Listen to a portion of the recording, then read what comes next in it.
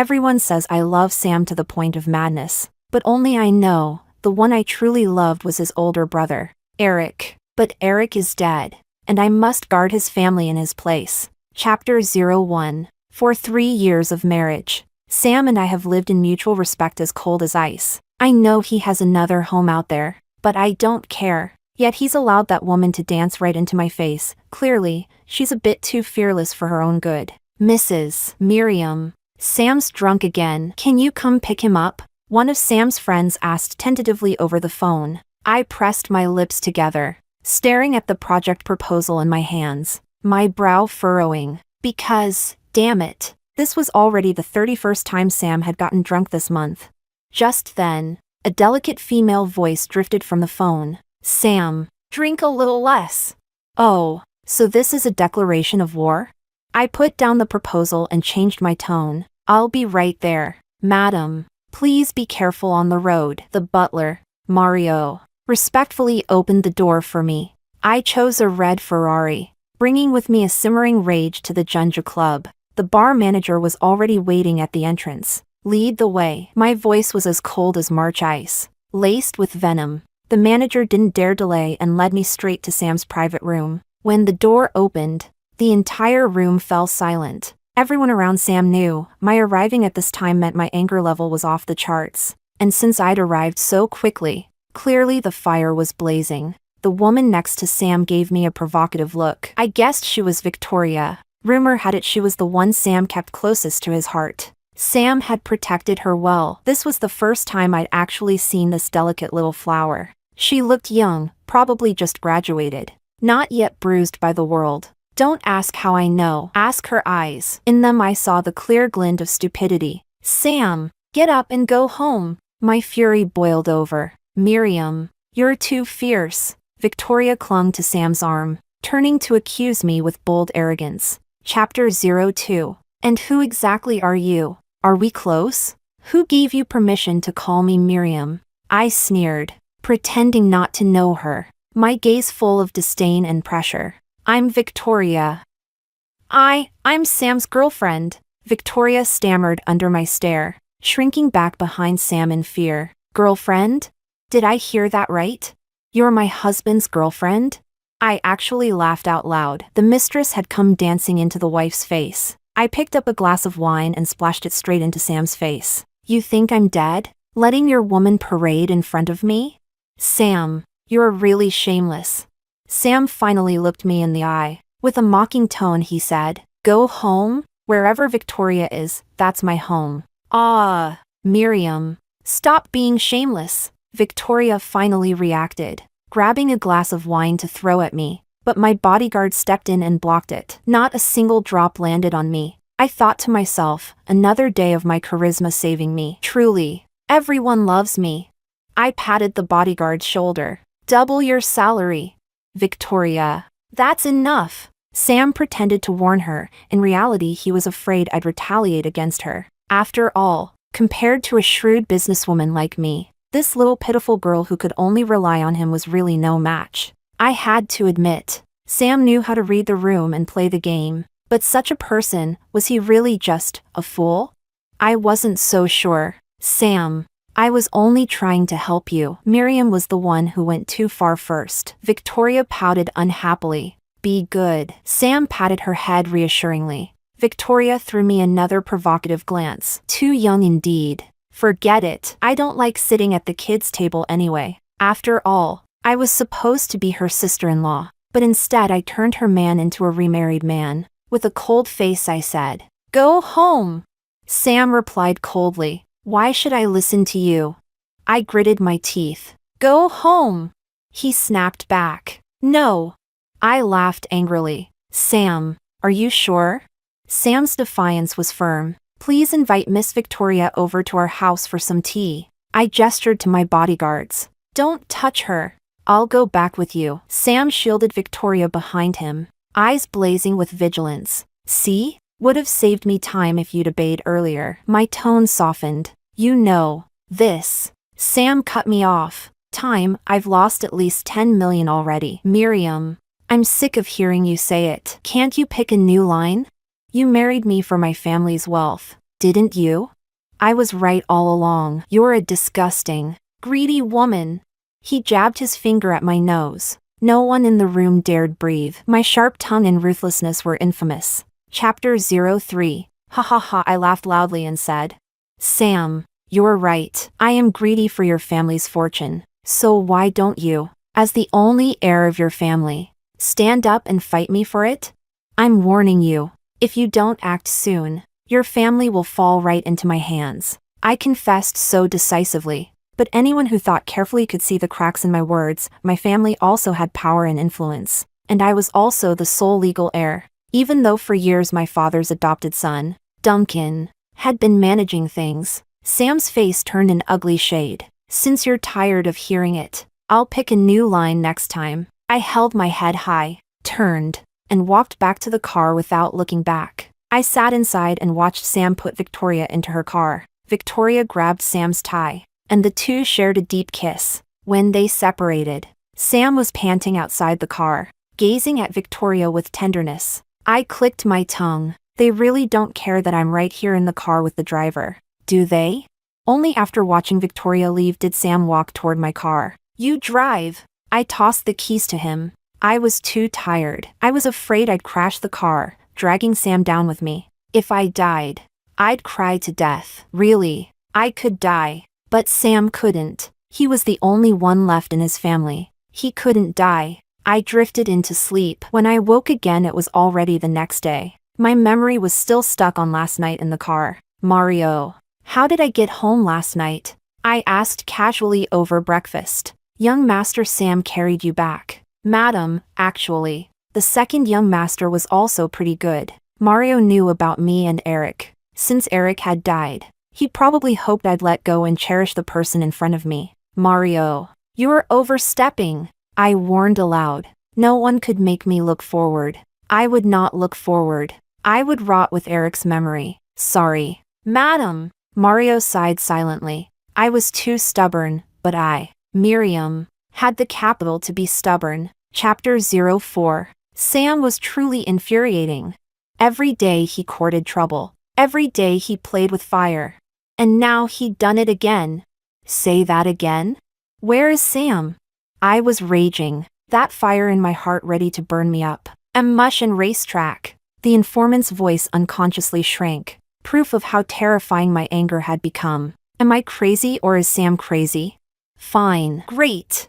Sam, you've got guts. My heart jumped into my throat. I sped all the way to Mushin. I thought I'd never set foot there again in my life. Sam really was something, dancing on my bottom line again and again. Well, maybe it was time to lower it even further. The racetrack was crowded. Cars lined up at the starting line. I looked at Sam in his gaudy red car, and it was like seeing again the night Eric died in a crash. I felt as though I'd been thrown into an ice cellar. I went crazy, climbing over the racetrack fence. Thank God I'd worn pants today. Bang! The starting gun fired, and all the cars shot forward like arrows, leaving only after images. Boom! In that instant, fireworks burst in my mind. I stepped right in front of Sam's track. Because of this sudden event, the racetrack exploded into excitement. Sam and I locked eyes from a distance.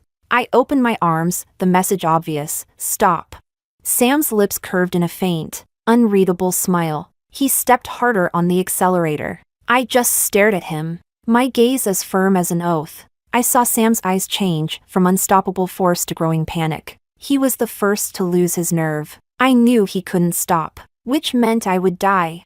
At that speed, even if I survived, I'd be crippled. He slammed the brakes. The car screeched to a stop 50 centimeters from me. Chapter 05. I secretly let out a breath of relief. Sam also secretly exhaled, scrambling out of the car. Miriam, are you trying to die?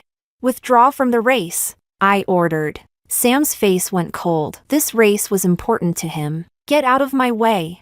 He returned to the car. I grabbed the door. Sam truly got angry. Miriam, do you have a death wish?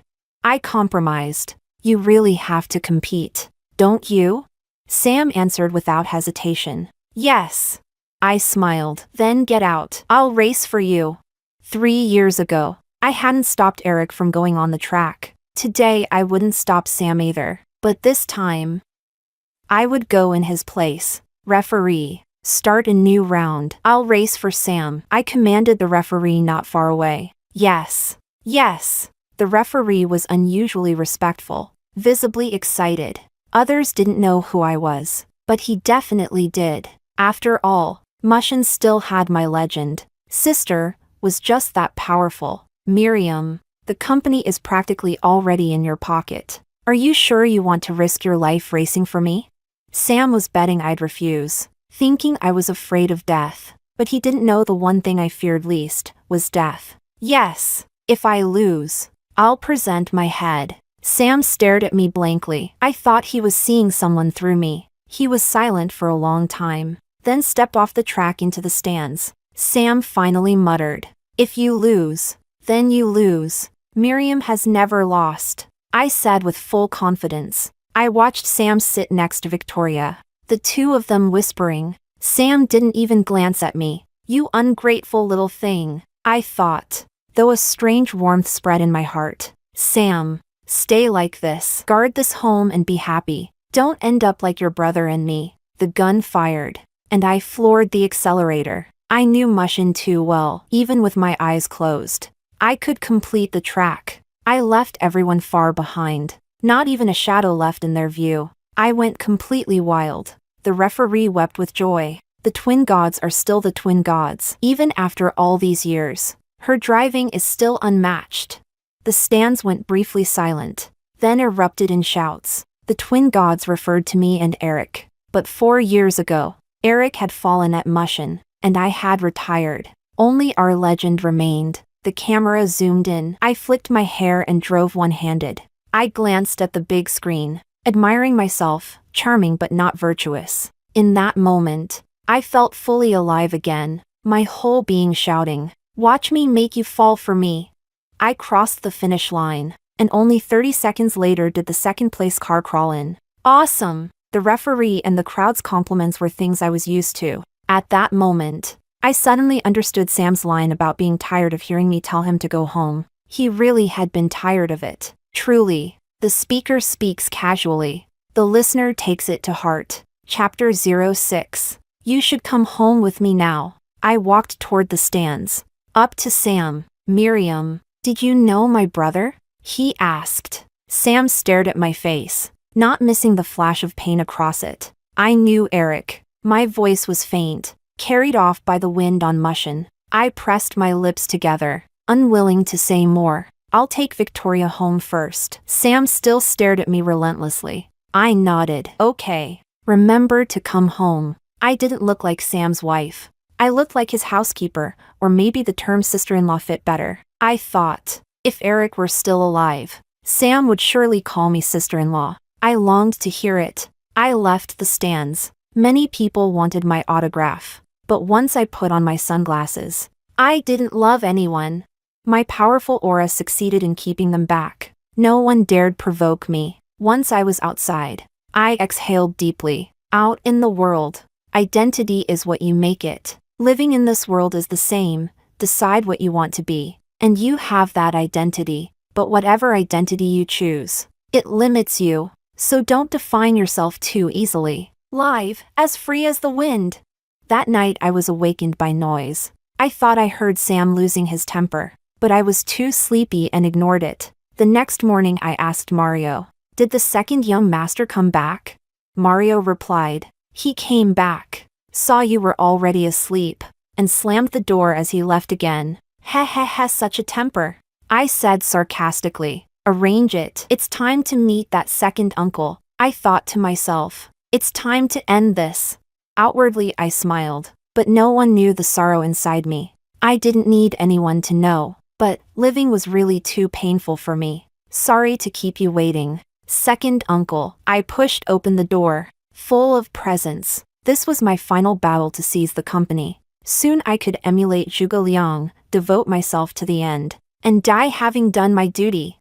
So this battle needed to be fought with full momentum. Chapter 07. As expected, something unexpected happened. I unexpectedly saw Sam. I gaslighted myself, thinking maybe I hadn't slept well and was hallucinating. I slammed the door shut, then opened it again. Damn it, Sam was still sitting there. It's really Sam, not a hallucination. I looked up and saw them staring at me like I was a fool. My mind raced, and I quickly figured it out. This second uncle really is that one and only pure white jasmine flower, the lone white swan in a world of black swans. Sam's only dependable ally in the future. Well played, Sam. Playing the pig to eat the tiger with me. Huh? You even fooled me. I flopped down casually on the seat, completely relaxed. That ice cold, high and mighty persona, I'd kept it up for 3 years. 3 years! Over 1,000 days and nights, wasn't easy. Uncle couldn't hold back and finally said, Miriam, listen up. I won't give you my shares. This family should stay within the family. Give up your wishful thinking. At worst, we'll all go down together, no one will win.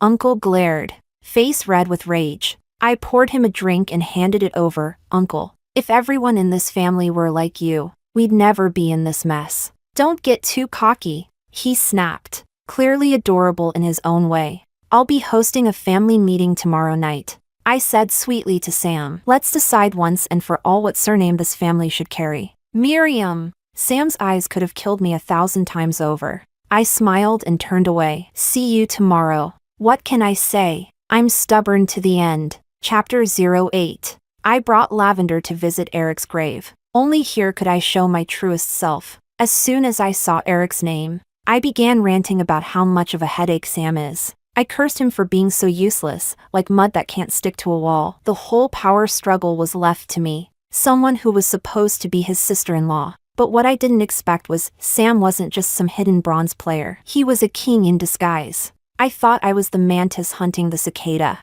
only to realize that Sam was the eagle swooping in from above. Now I'm finally at peace. Sam's not that bad. If he takes over the company, I'm okay with that. This story should end. I didn't attend the family meeting. I sent Mario in my place. He brought Sam a gift from me, all the company shares I held. I also left a will. If I die, everything I own goes to Duncan. I drove to Mushin, my heart as calm as still water. I was going to see my love. The legend of the twin gods of racing should live and die together. I'll meet him, my way. Eric, I'm coming to find you. Wait for me. Just a little longer. The sky poured down rain, just like the night Eric died. I remember sitting in the spectator's seat, watching him send me a heart emoji. I smiled sweetly, but the storm made me uneasy. I wanted to tell Eric not to race, but I knew I couldn't. This race meant everything to him. It was his retirement race. After that night, he would no longer be Eric the racer, only President Eric. If he walked away now, he'd live with regret. I didn't want that. I watched his car flying through the rain, on edge the entire time. And then, the accident really happened. At the third curve, where he should have slowed down, he somehow accelerated, crashing straight into the guardrail. Screams erupted all around. I jumped from the stands and ran like mad. I had never felt 300 meters stretch so far, even using all my strength. I couldn't reach him instantly. As I neared the wreck, I couldn't move, because I saw the blood, drop by drop, from the wreckage. My Eric was leaving me. I was terrified to the core. I begged the heavens to have mercy, to spare us. We were about to get married. Chapter 09. But things didn't go as I wished. My voice trembled. Eric? I saw a piece of glass lodged directly in his heart. He looked up at me, dazed. Miriam, don't cry, don't cry. That fool, even at the brink of death, was still trying to comfort me. Miriam. Eric kept repeating those 2 words, his hand trembling as he reached out to me. I grabbed it. I promise you, as long as Miriam is alive, your family will live on. Eric, hold on. The ambulance is almost here. We haven't even gotten married yet. Eric, don't leave me. Don't leave me. Please, Eric. For me, stay alive. I was crying uncontrollably. Eric tried to wipe away my tears, but his eyelids grew heavier and heavier. I'm sorry. Miriam, forget me. After saying that, he finally closed his eyes for good. Eric? In the pouring rain, I held Eric's head in my arms. What I held was my entire world. But he was gone. Blood soaked my white dress. From that moment on, I grew to hate the color white. We promised to grow old together. How could you leave me behind? You liar. Eric. Big fat liar. I hate you so much.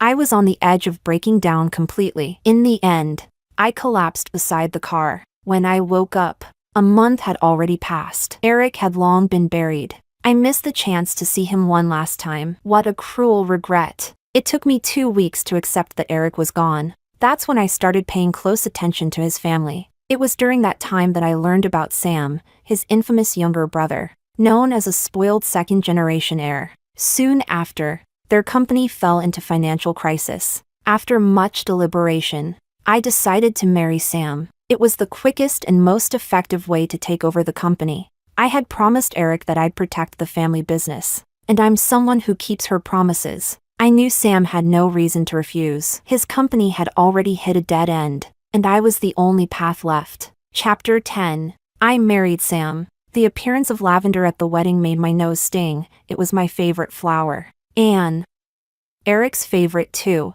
The wedding ring Sam gave me was lavishly extravagant. I heard it was a custom design. And just like that, in a daze, I married Sam. After the wedding, we slept in separate rooms. I poured all my energy into reclaiming company shares. Sam began to resent me. We clashed head-on. He started flaunting other women in public, all by himself. He turned me into a laughingstock in upper-class circles, but I always just smiled and brushed it off. I continued to pressure him tirelessly to come home. His friends began spreading rumors that I was begging him for love. Then they started saying I was madly obsessed with Sam. And the rumors just got worse and worse. But only I knew. The one I loved was his brother, Eric. But Eric was gone, and I had to guard the family for him. To Sam, I was more like an overbearing sister-in-law than a wife. Even though I was his wife, I always carried myself as his elder. Chapter 11. I reached the third turn and, just like Eric once did, I accelerated straight toward the guardrail. I was ready to die, but there was a smile of relief on my face. The pain tore through me, unbearable, but my body soon went numb, barely able to move. My lips trembled from the agony. I felt nauseous, like I was about to throw up. It really hurt so much. Miriam! Miriam! In my dazed state, I seemed to hear 2 people calling my name. Miriam, you big liar. How could you be so foolish? Sam was crying. I guessed he had learned the whole truth. He knew I never wanted to take over his family's company, because I gave it back to him. Mario must have told him the story of me and Eric. A beautiful, bittersweet story. But none of that matters now. Take care of the company. Sam, promise me. Sam held my hand through tears and said, I promise you. I looked at him, pleading with my eyes. Sam, can you call me sister-in-law just once? Sam looked at me, deeply hurt. Finally, he slowly said, sister-in-law. I smiled in contentment. Duncan's voice trembled. What's with your will? That home was yours, if you survive. You can take care of it yourself. I won't help you. Big brother, you have to take care of yourself. I forced a smile, my body shivering from the pain. I coughed up a large mouthful of blood, and my breathing became rapid. I didn't answer either of them, because I had already said all I needed to say. Now, all I wanted was to feel what Eric must have felt when he died. I wanted to share in his pain. If we couldn't be together in life, maybe death could unite us. Eric, I'm coming to find you. So this is how much it hurt back then. Huh? A world without you really is bitter. I don't like it, not one bit. I only like you. Eric. Eric. Eric. My voice grew fainter and fainter. As consciousness faded, I finally heard their voices clearly. Duncan said nervously, Miriam, hang in there, the ambulance is almost here. Sam cried out desperately, Miriam, don't leave me, don't leave me. Sam begged helplessly, Miriam, I'm begging you, live for me. Those were the same words I once said to Eric, and now Sam and Duncan were saying them to me. Maybe every farewell is just one person begging another to stay alive, while the other, helpless and broken, fades away, leaving behind 2 people's regrets. Then 3, and eventually more. I'm sorry, I whispered, and finally closed my eyes. Eric, I'm coming to find you. Eric, my love, I've come to follow you. We can finally be together again, in our next life. Let's love each other early. Let's not wait until we're on opposite sides of life and death, filled with endless regret. My dearest Eric. Extra Chapter 1. Eric. Miriam and I never really got along as kids. When we were little, she grabbed for my bear cookies. I refused, and she sat on the ground crying for 2 hours straight until my dad dragged me home and gave me a good beating. She happily walked back to the villa next door, claws out, holding the entire box of bear cookies. That's how our grudge began. Little Miriam was such a nuisance, but grown-up Miriam, she's beautiful. She's funny. She has a dazzling, striking face. Just standing there she could draw everyone's eyes. And gradually, I was drawn to her too. Miriam in front of others is icy cold, untouchable, but only with me could you see her goofy, silly side. How to explain her?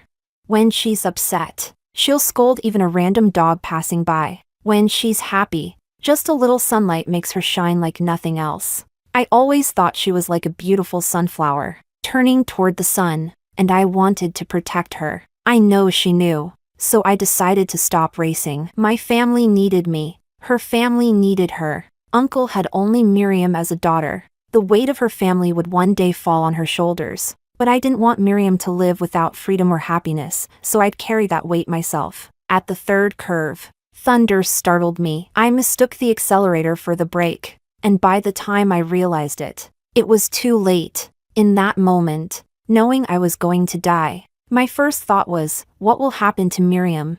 What I couldn't bear most was leaving my Miriam behind. Through the rearview mirror, I saw her running madly toward me. I really didn't want to go. I knew if I died, my Miriam would go crazy. So I had to give her a reason to keep living. So I told her, company. She's so smart, she'd understand. And she did. I heard her pleading with me not to leave her, begging me to live for her. I wanted to live too, but Miriam, I'm sorry. I can't grow old with you in this life. Such a terrible regret. I regret it, coming to this race. Maybe beauty lies in the flaw. We once stood together under the rain at Mushin. Let me take this rainwater as my betrothal gift to you. I forced myself to say, forget me. How could I ever want my Miriam to forget me? But I couldn't be selfish. My Miriam must live well. Miriam, in the next life, let's meet again. I'll go first, to scout the path for you in the underworld. Come slowly. I love you. Miriam. Extra 2. Sam. The first time I met Miriam was at my brother's car accident. Even though she had completely fainted, she was still clutching my brother's hand tightly. The paramedics had to use great force to separate them. I guessed she was Miriam, the girl my brother always mentioned. My brother said Miriam was a little son, a silly little thing, clumsy but adorable. But the next time I saw her, her expression and eyes could only be described as cold. When she proposed marriage to me, I was surprised but didn't refuse. I was even a little happy. In truth, I kind of liked her. I paid a high price to have a wedding ring custom designed. At the ceremony, I prepared her favorite lavender. I saw the sorrow in her eyes. I knew she was thinking of my brother. She was grieving. She should have been standing next to my brother Eric. But instead, it was me, Sam. She and I were strangers. After the wedding, she began moving into the company, using thunderous, decisive methods. No one dared provoke us anymore. No one dared take anything from us. To her, I was just air, and yet people can't live without air. But to her, I really didn't matter. I began leaving early and coming home late. I began seeing other women. I turned her into a laughingstock in our social circle. Yet she remained unmoved. She forced me to come home every day. In return, I spent my nights in bars, waiting for her to come find me. But she had no heart. She said the same things, did the same things, yet I, pathetic as I was, still followed her back home. She treated herself as my elder, not my wife. I met Victoria. I liked her a little, Because she was gentle, delicate, and dependent. She was the complete opposite of Miriam. I spoiled her, and soon people were calling her my white moonlight. Miriam unshakably demanded I come home, so people started saying Miriam loved me to madness. I began to doubt Miriam's motives for marrying me, because she was buying up company shares. My heart wanted to believe her, but her actions forced me to stay on guard. I decided to show my true hand. When I appeared with my second uncle, she was surprised. I finally saw the silly, dopey Miriam my brother had spoken of. She was truly cute, like an idiot, but her words stood on the opposite side of mine. I thought for a long time, then finally decided to give her the company. By the time Mario came to me, I already had my answer. Miriam didn't want the company. Then there was only one reason left. She was doing it for my brother. When Mario saw the stock transfer papers, he cried, "Second young master, go save madam, she must be at Mushin." Mario was incoherent. My heart leapt. A terrible thought struck me. Miriam didn't want to live anymore. I sped to Mushin. At the sight, I ran into Duncan. We exchanged a glance and both rushed toward the racetrack. But we were too late. I saw Miriam's blood drip, drop by drop, staining the rain, staining the white clothes I wore. I suddenly hated white. I felt like I was losing her. What a shame, from life to death. She had never looked at me properly. She belonged only to my brother. Even after his death, no one could enter her heart. I suddenly regretted my debauchery. If I had stayed with her, would I have noticed her intentions? Would she not have died? But there are no ifs. Miriam died. I exposed my strength and pushed her to death. It felt like I killed her with my own hands. I destroyed the reason my brother had given her to live, and handed her the perfect excuse to go to her death. And so she copied him, dying beside her lover without looking back. Mushin now buries the legend of two great racers, but it also buried my heart. Miriam was never mine. I buried her next to my brother. I know she would be happy. I started calling her sister-in-law. She wanted to hear it, so I called her that. But Miriam, you are so cruel. You gave your next life entirely to my brother. What about me? I married Victoria. I think it's what Miriam wanted to see. I tell her the story of my brother and Miriam. Every year, we bring lavender to honor them. Miriam, I am happy. Extra 3, Duncan. I'm the child Miriam's father adopted.